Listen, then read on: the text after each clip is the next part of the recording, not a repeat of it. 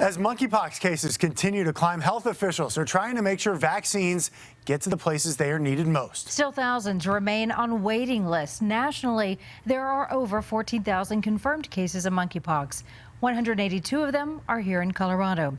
The majority of those came this month. We are also seeing an uneven distribution of those cases. Much like COVID, racial and ethnic communities are getting hit the hardest. In Colorado, about 22% of the population is Latino.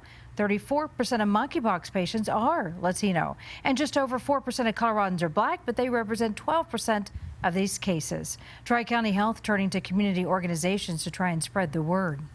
Our hope is that working through those community organizations and working with them closely, that we'll be reaching all of our populations who are most at risk.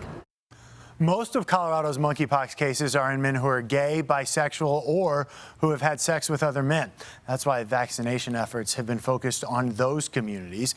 Tori Mason joins us now, and Tori, getting these resources where they are needed is a big focus.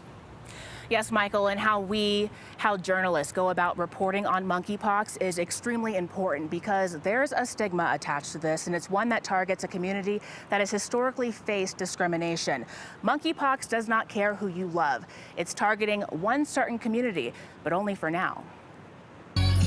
It's Friday, and Trax nightclub is packed. But this line outside isn't for the party. It's for the pox. It's almost made it part of our party in a sense, you know? So get a shot and come take a shot. Stephen Hicks is the event director at Trax, a nightclub and safe haven for the LGBTQ community.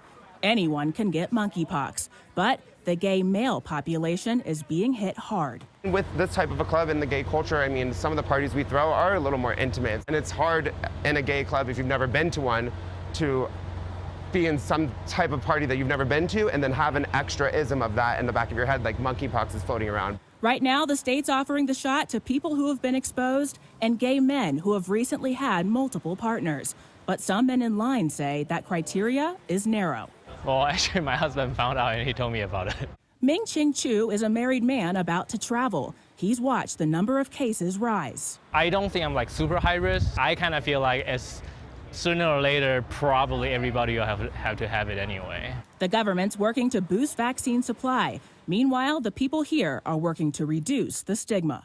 I guess it does say something to have this bus in front of a gay venue, but I mean, in theory, this is something that can affect everyone.